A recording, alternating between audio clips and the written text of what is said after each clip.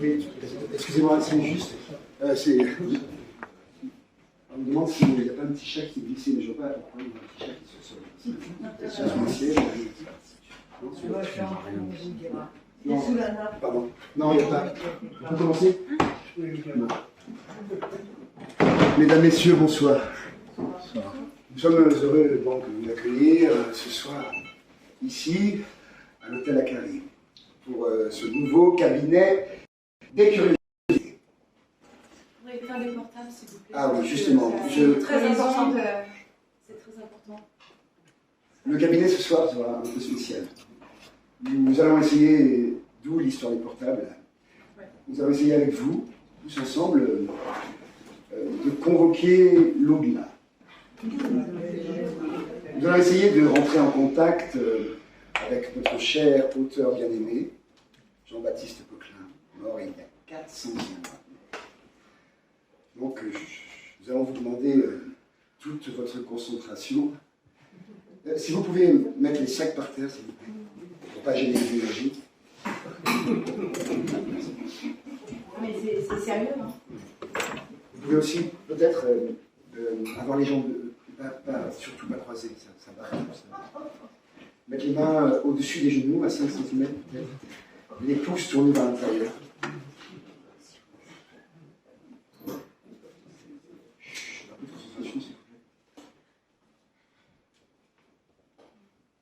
Est-ce que vous sentez le fluide? Le fluide puissant qui nous traverse. La séance a commencé. J'en serai le secrétaire.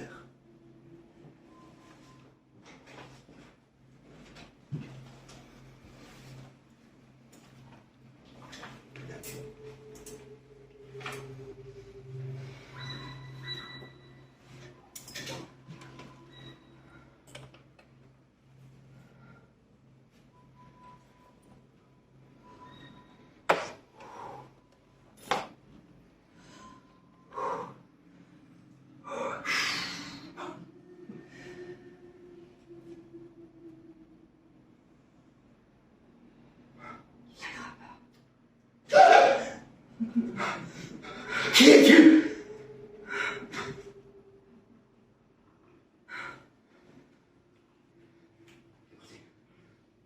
Y a-t-il quelque chose qui te gêne?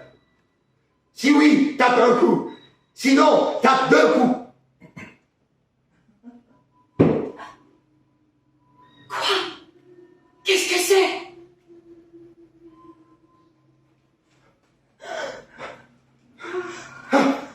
Oh!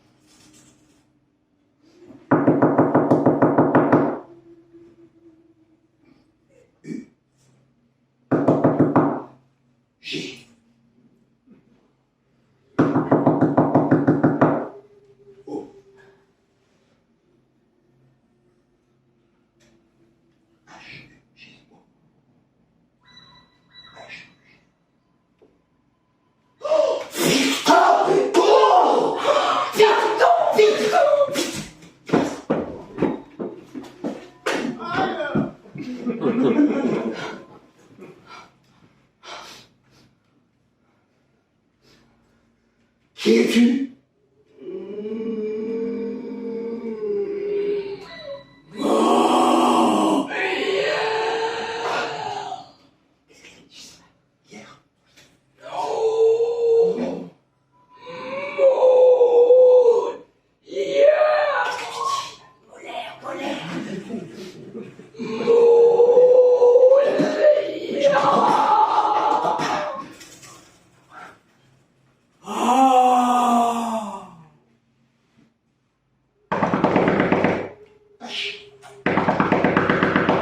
X.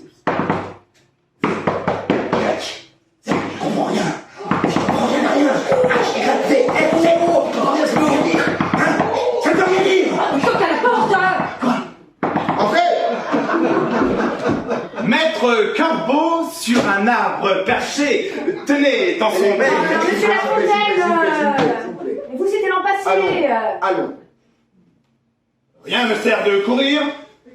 Il faut partir à point. Fontaine, la porte. J'en profite pour vous dire. Non!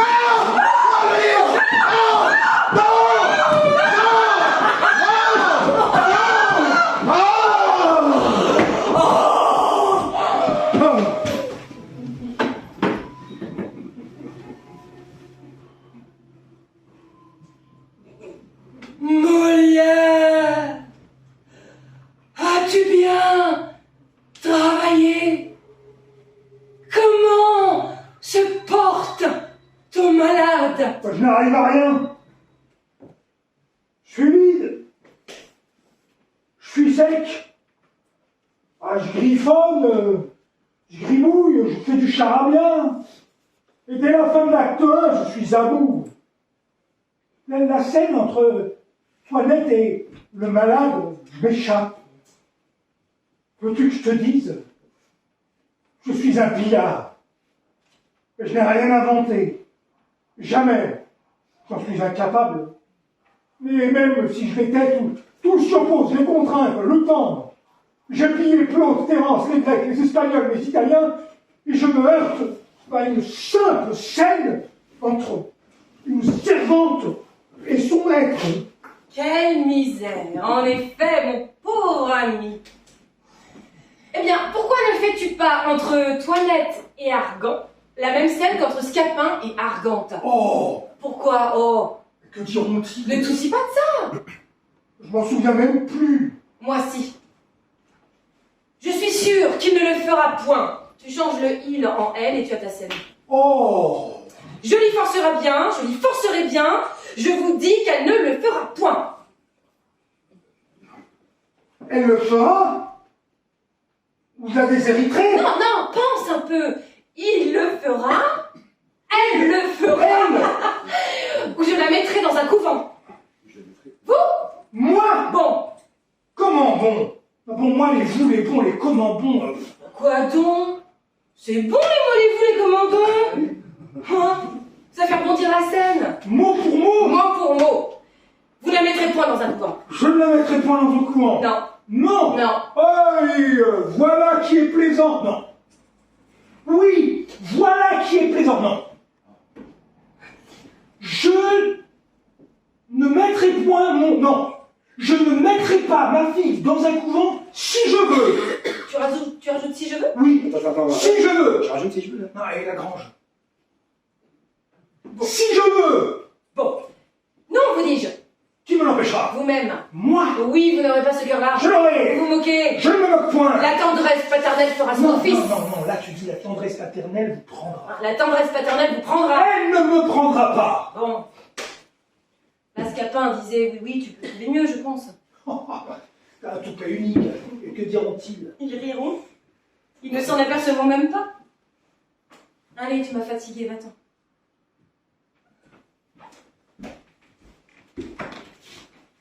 Jean. Nous nous sommes bien amusés. À demain. Minou.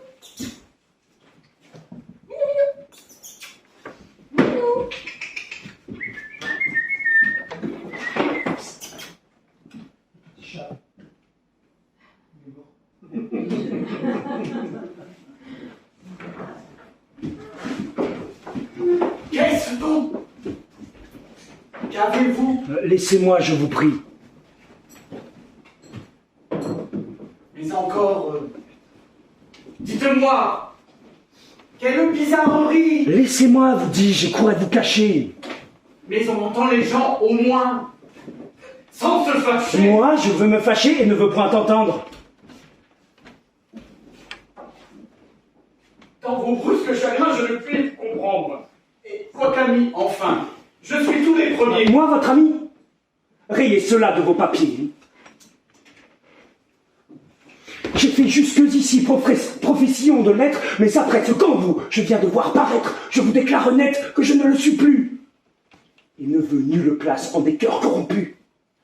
Je suis donc bien coupable, Alceste, à votre compte.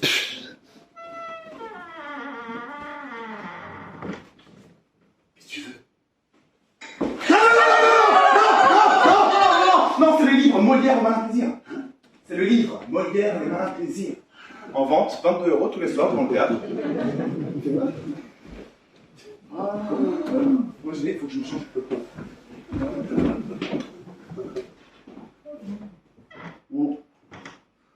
Ça, c'est évident. Ah! Ah! Ah! Eh. Oh ben. Dans Pourceaugnac, il était extraordinaire. Non mais, moi je l'ai vu en 1901, mais je m'en souviendrai toujours. Non, il avait une façon de s'amener comme ça. Pouf! C'était Monsieur Pourceaugnac. Et pourtant, moi je connais bien Monsieur Pourceaugnac. Ça aurait dû me surprendre de le voir arriver comme il arrivait.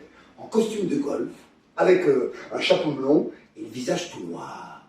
Eh ben non, c'était Monsieur Pourceaugnac. Il avait du charme, hein? Non. Bah, à l'époque, il avait donné 70 ans. Et à 18 ans déjà, il était laid comme un bout. Comme un pou, vous voulez dire. Je sais plus. Non, comme un bout. Un bout de quoi, ça je peux pas vous dire. Un bout de fromage, peut-être. Bah alors, quel fromage, là? Vous m'en demandez trop. Alors, pour un Monsieur Pourceaugnac, c'était un Monsieur Pourceaugnac. On se demande où il allait chercher ces trucs. Hein. Tenez, il faisait son entrée comme ça, en marchant. En marchant? Oui, comme ça, tenez. Pied gauche par terre, il levait le pied droit, et hop, il le mettait devant le pied gauche.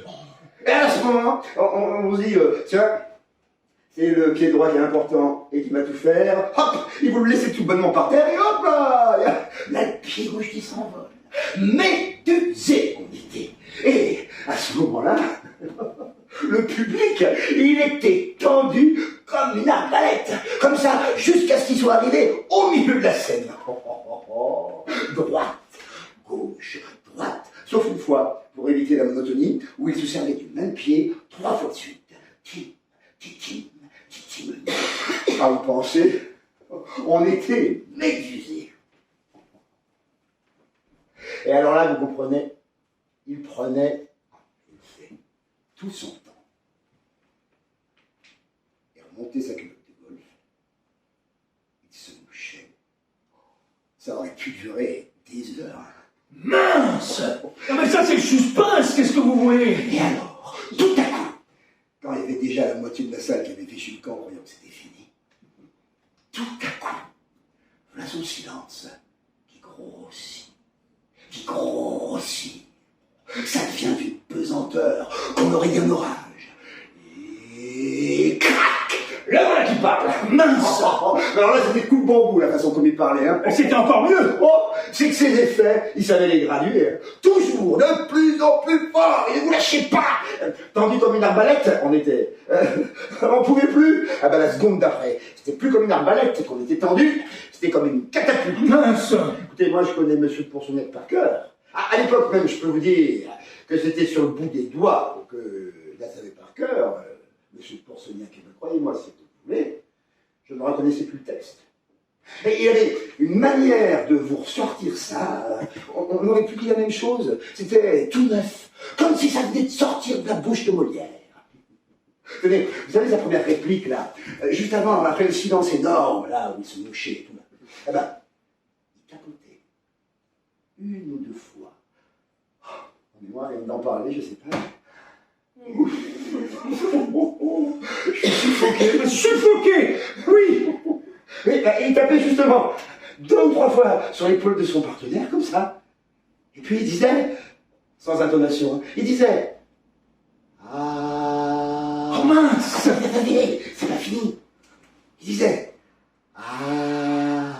Tu dors, Scapin. Mais pourquoi il disait ça? Mais je sais pas, sûrement parce qu'il dormait, ce brave homme. Ah bah ça, c'est sûr qu'il devait dormir, Scapin, ce soir-là, si on jouait pour Sonia. Ah, je vous l'ai dit, on ne reconnaissait plus le texte. Attendez, hein. Alors, ah, tu dors, Scapin. Il disait, et puis il se penchait sur son partenaire avec une attitude langoureuse, voyez-vous, sensuelle, comme ça. Et il disait, oui, c'est Aristione, c'est ta reine qui s'éveille. Mince. Hein? Et pourtant, il voyait bien que c'était pas vrai. Non, il était vraiment dans la peau de son personnage. Il y croyait. C'est beau. Ça. Ah, il mélangeait tout, mais il y croyait. Il croyait à tout, globalement, sans distinction. Bon, faut dire aussi qu'en 1900, c'était déjà plus le même qu'en 1855. Oui, il buvait. Oh, il n'y avait pas que ça.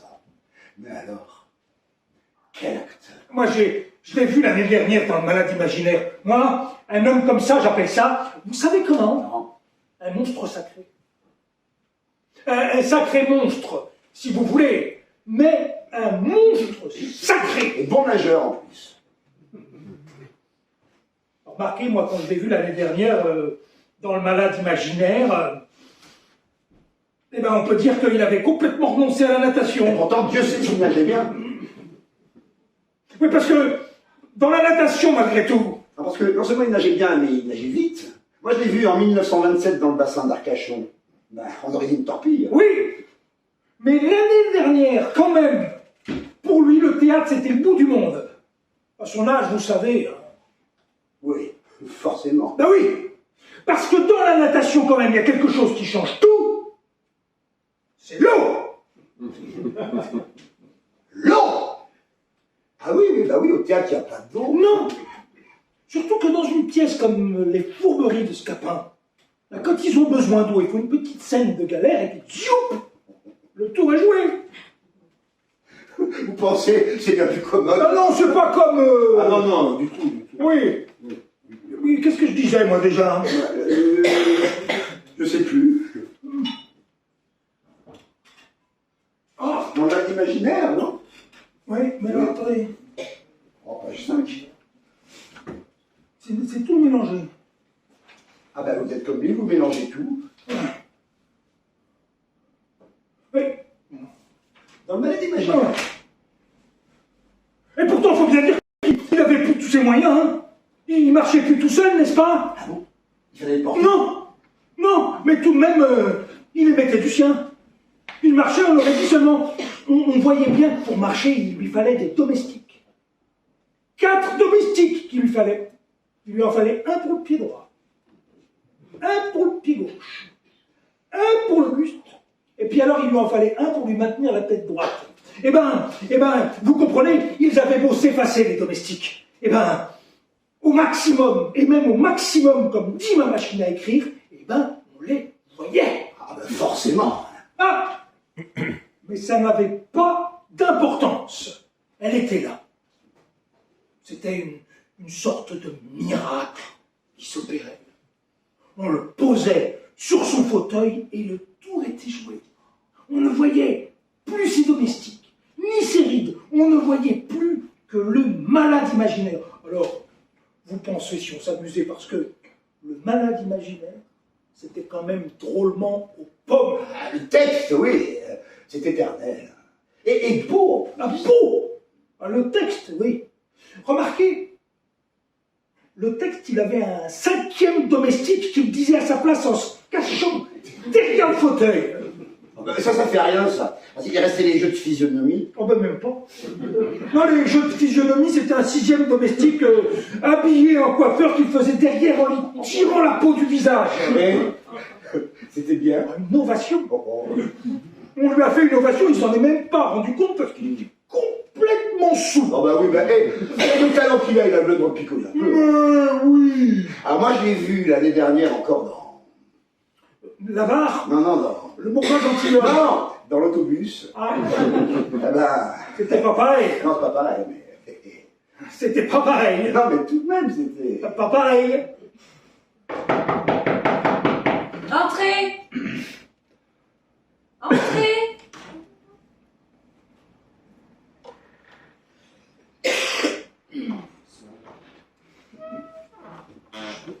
Oui.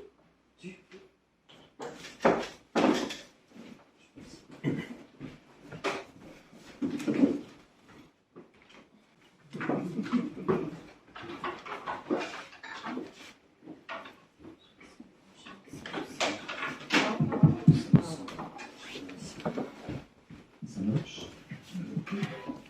Tout ça, Tout le monde m'entend?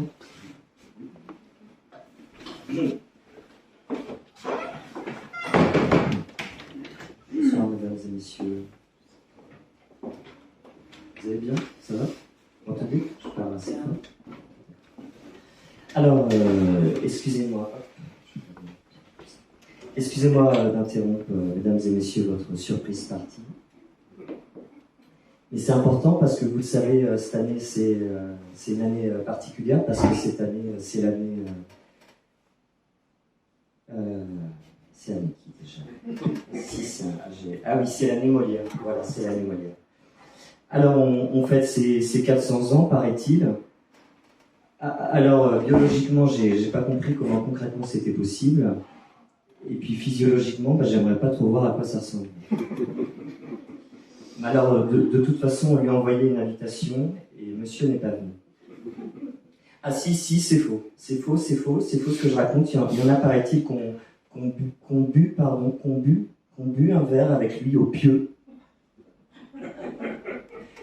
Alors perso, je pense qu'il y a d'autres choses à faire au pieu.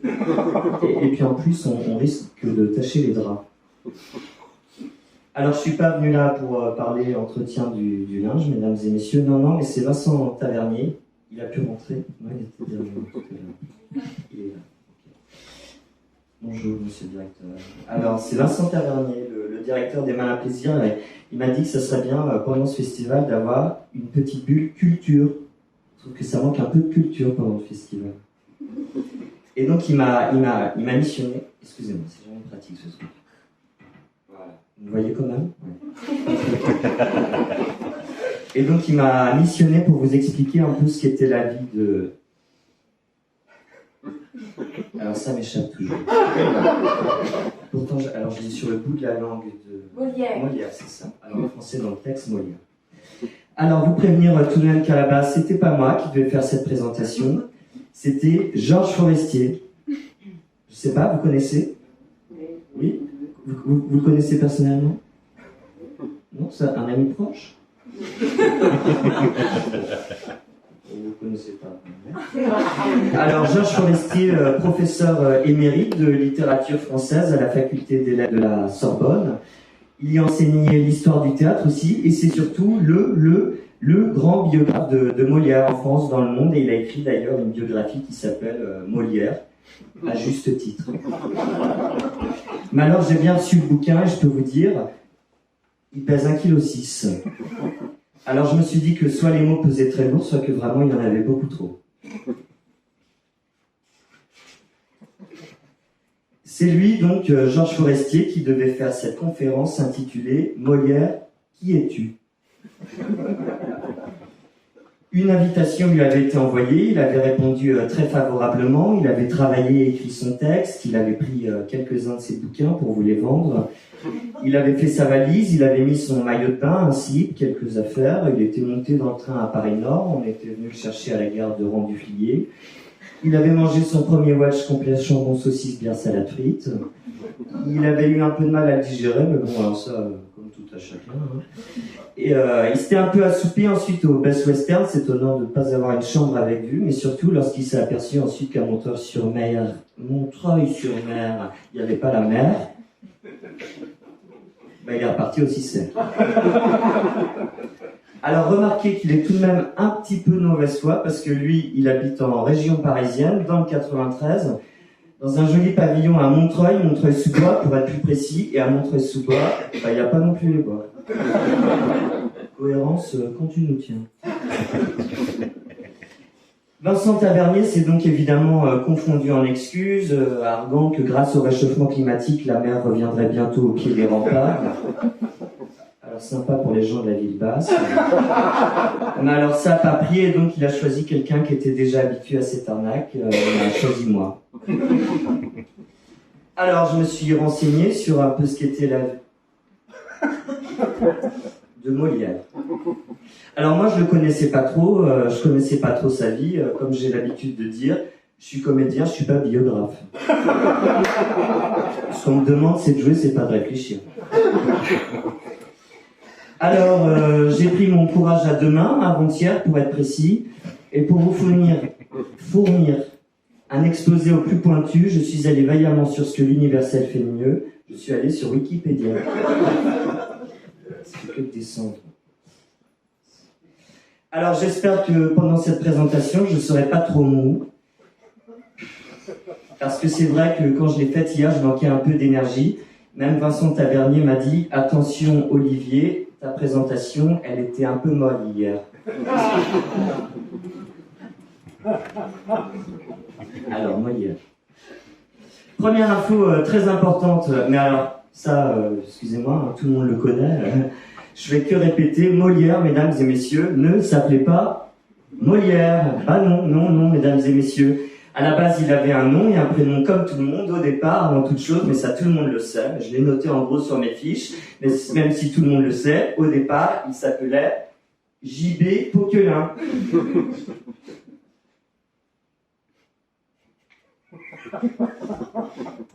Alors ça c'est mince parce que je me rends compte que j'ai noté les initiales mais je ne me souviens plus en conséquence. Alors attendez, J.B. Jacques Bonsergent, Jean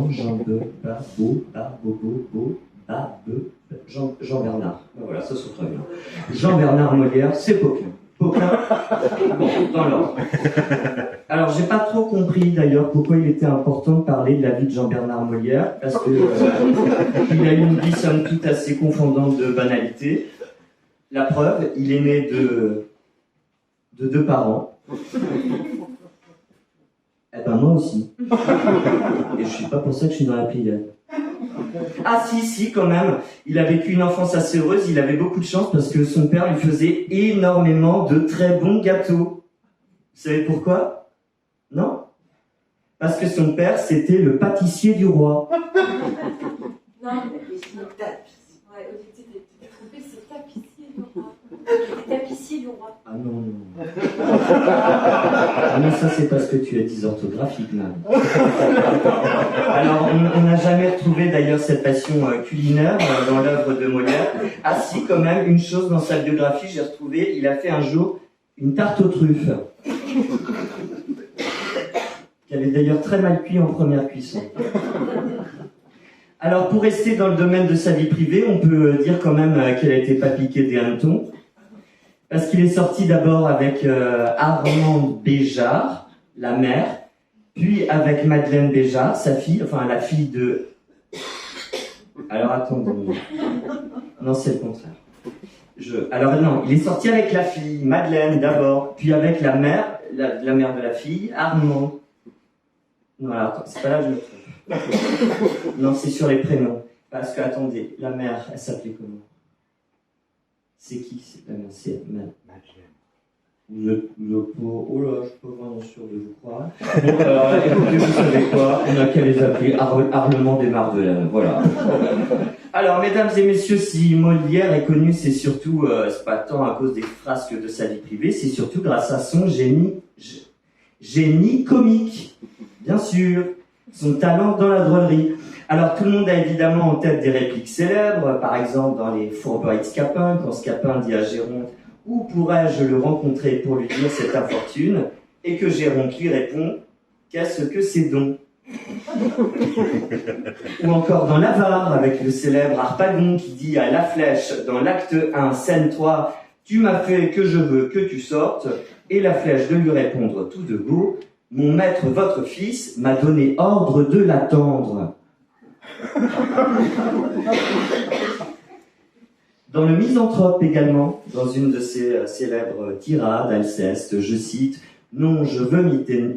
Non, je veux... Ma diction fâchouille ce soir. Non, je veux m'y tenir, quelque sensible tort qu'un tel arrêt me fasse, je me garderai bien de vouloir qu'on le casse.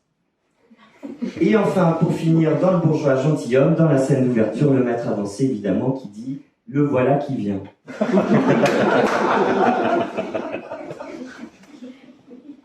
Alors là, c'est sûr qu'en lisant les répliques, je me rends compte que j'ai pas choisi forcément les plus drôles. Mais alors attention, hein, ça se joue, hein, ça se lit pas. Pour être un peu plus technique, on ne peut pas parler de Molière en faisant l'impasse sur ses qualités littéraires, bien sûr. Alors bien sûr, à cette époque, l'œuvre de Molière est particulièrement populaire. On la joue dans les grandes cours européennes, où les élites diplomatiques ont le bon goût de s'exprimer en français. L'idée d'un bon usage de la langue, censée mettre fin aux variations, se répand dans la publication des remarques du grammairien et académicien Vaugelas en 1647. Alors si Vaugelas n'est pas un censeur inflexible, couper le cheddar en petits cubes, couper le pain en tranches bien épaisses, faire en sorte qu'au niveau largeur, elle passe dans les plats, dans la limite du possible, garder la croûte des tartines. J'ai l'impression que c'est pas la suite. Oh là là, ah bah alors non, je suis en train de vous relire la recette du watch. Alors attendez, parce que forcément j'ai la suite quelque part. Non, alors ça c'est une partoche. C'est un billet de train. Ah, bah si, ça c'est pratique quand même, regardez. C'est le plan Google Maps pour aller jusqu'à la mer, jusqu'en voiture. 23 minutes, 3h20 à pied. Montreuil-sur-Mer. Bon, alors, attendez. Non, bah alors je viens de comprendre. Parce qu'au bureau, on est plusieurs à travailler sur la même photocopieuse. Je crois que j'ai pas pris le bon tas de photocopies. Qu'est-ce qu'on fait? Fin de la conférence, bonsoir.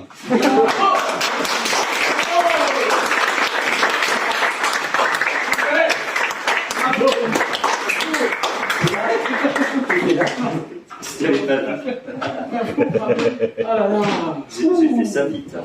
Oh, écoute, on dirait pas. Allez. Vous devriez mourir de pure honte. Une telle action ne saurait s'excuser, et tout homme d'honneur s'en doit scandaliser. Je vous vois accabler un homme de caresses, et témoigner pour lui les dernières tendresses de protestations, d'offres et de serments, vous chargez la fureur de vos embrassements. Et quand je vous demande après quel est cet homme, à peine pouvez-vous dire comme il se nomme, votre chaleur pour lui tombe en vous séparant et vous le traitez à moi d'indifférent. Morbleu. C'est une chose indigne, lâche, infâme de s'abaisser ainsi jusqu'à trahir son âme. Et si par un malheur j'en avais fait autant, je m'irais de regret pendre tout à l'instant. Je ne vois pas pour moi que le cas soit pendable. Et je vous supplierais d'avoir pour agréable que je me fasse un peu grâce sur votre arrêt. Et ne me pendre pas pour cela, s'il vous plaît. Que la plaisanterie est de mauvaise grâce. Mais sérieusement, que voulez-vous qu'on fasse? Je veux qu'on soit sincère. Et qu'en homme d'honneur, on ne lâche aucun mot qui ne parte du cœur. Lorsqu'un homme vous vient embrasser avec joie, il faut bien le payer de la même monnoie. Répondre comme on peut à ses empressements et rendre offre pour offre et serment pour serment. Non! Je ne puis souffrir cette lâche méthode qu'affectent la plupart de vos gens à la mode. Je ne hais rien tant que les contorsions de ces grands faiseurs de protestations. Ces affables donneurs d'embrassades frivoles, ces obligeants diseurs d'inutiles paroles, qui de civilité avec tous font combat et traitent du même air l'honnête homme et le phare.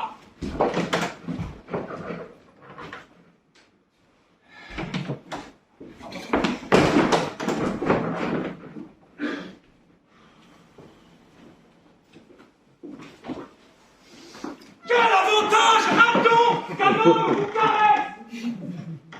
Je vous jure, amitié, foi, zèle, estime, tendresse, et vous fasse de vous un éloge éclatant lorsqu'au premier fracas, il court en faire autant.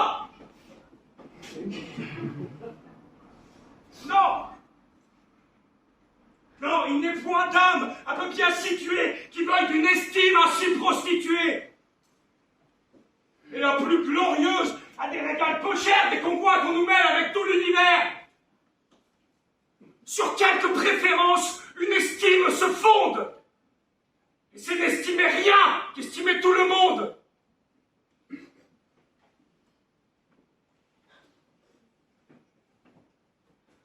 Puisque vous y tenez temps, morbleu, vous n'êtes pas pour être de mes gens. Je refuse d'un cœur la vaste complaisance qui ne fait de mérite aucune différence. Je veux qu'on me distingue. Et pour le trancher net, l'ami du genre humain n'est point du tout mon fait. Mais quand on est du monde, il faut bien que l'on rende quelques dehors civils que l'usage demande. Dis-je, on devrait châtier sans pitié ce commerce honteux de semblants d'amitié. Je veux que l'on soit homme. Et qu'en toute rencontre, le fond de notre cœur dans nos discours se montre, que ce soit lui qui parle. Que nos sentiments ne se masquent jamais sous de vains compliments.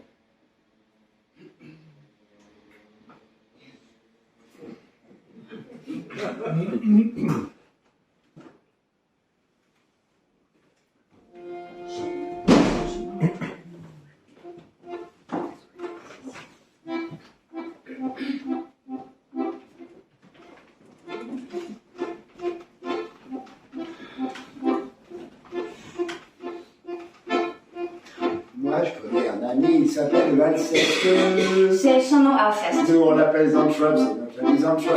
Oh, bonjour, nous sommes Quand il est à Saint-Trop, il vit comme un ascète. Il sort jamais au repas. Et quand il est à Saint, il vit comme un Saint-Trop. Toute la nuit, il sort. Il fait le tour des boîtes, tout long boîte et long danse. Il y en a plusieurs ascètes. Il cherche Célimène, sa doudou fiancée. Ah, mais Célimène, voilà. À la fin, il a trouvé l'idée, ce qu'il pense. Il est pas content, tu sais. Il dit fiancé boiteux de les condenser. Oui, parce que ça, c'est son mot. Hein.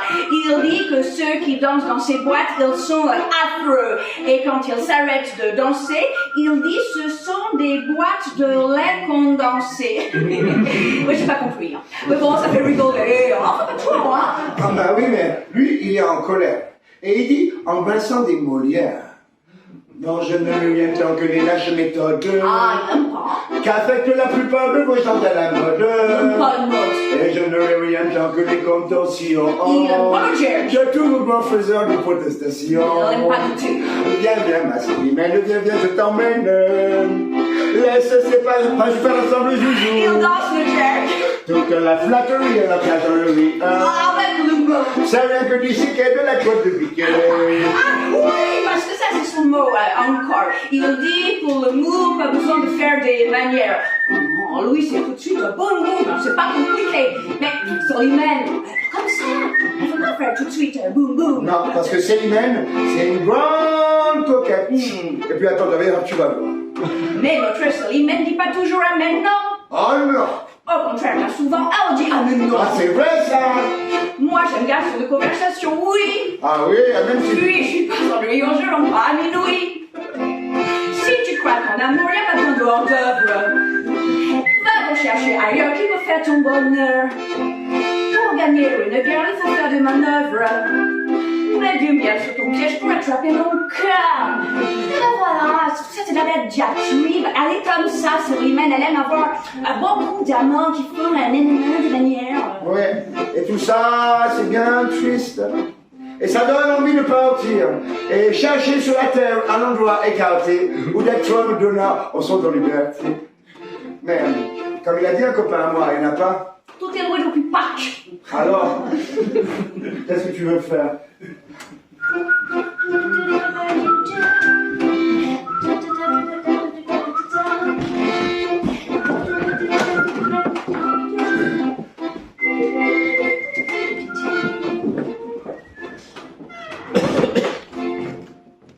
Un vrai poème, c'est un verre de vin qu'on boit. C'est un morceau de pain qu'on mange. Le poème est concret. C'est pas une idée, le goût poétique. C'est une espèce de désir de croquer dans quelque chose qui existe. Le grand poète, c'est celui qui fait de lui-même, de son monde, de son univers, une pomme à croquer. C'est-à-dire qu'il remplace le créateur. Il oblige à croquer dans cette pomme d'or nouvelle dont on ignorait jusque-là l'existence. Voilà comment je conçois les très grands auteurs. J'arrive jamais à lire définitivement une page de Molière. Elle est toujours nouvelle. Il y a quelque chose du grand siècle. Du soleil du grand siècle chez lui.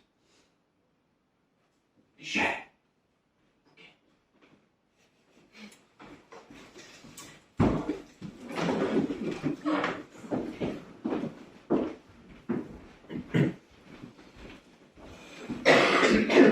Le petit chat est mort. Non, attention, il y a une liaison. Le petit chat est mort. Je vais pas dire le mot chatte. Ça peut le dire. Allez, qu'on commence.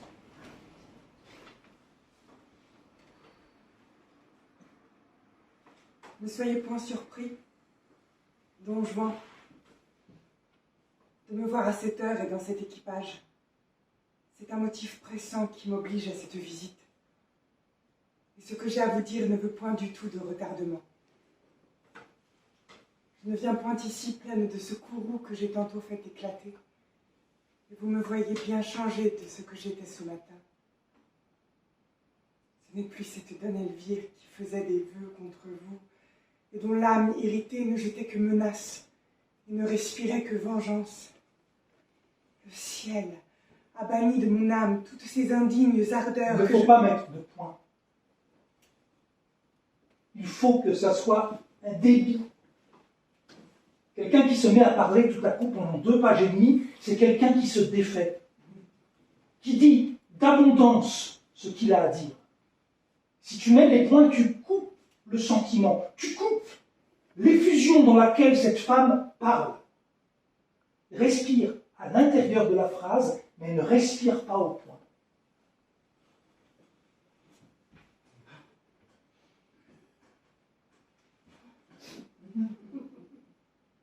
Et si cette entrée un peu lente, un peu fantomale te gêne, trouve une façon un peu plus vive d'entrer. Une façon inconsciente.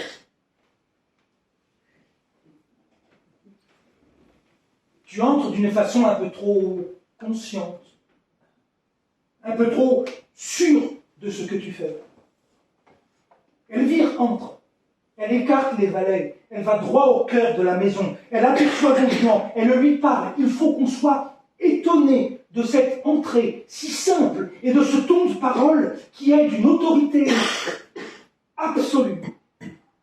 La marche, qui est un geste, doit accompagner le texte.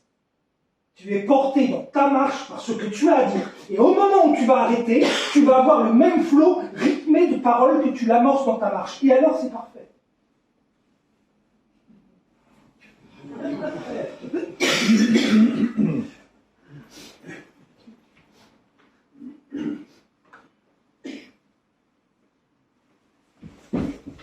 Ça me gêne de m'arrêter sur le mouvement de la marche. Vas-y, essaye. Tu peux très bien passer de la marche au texte. Tu n'as pas essayé.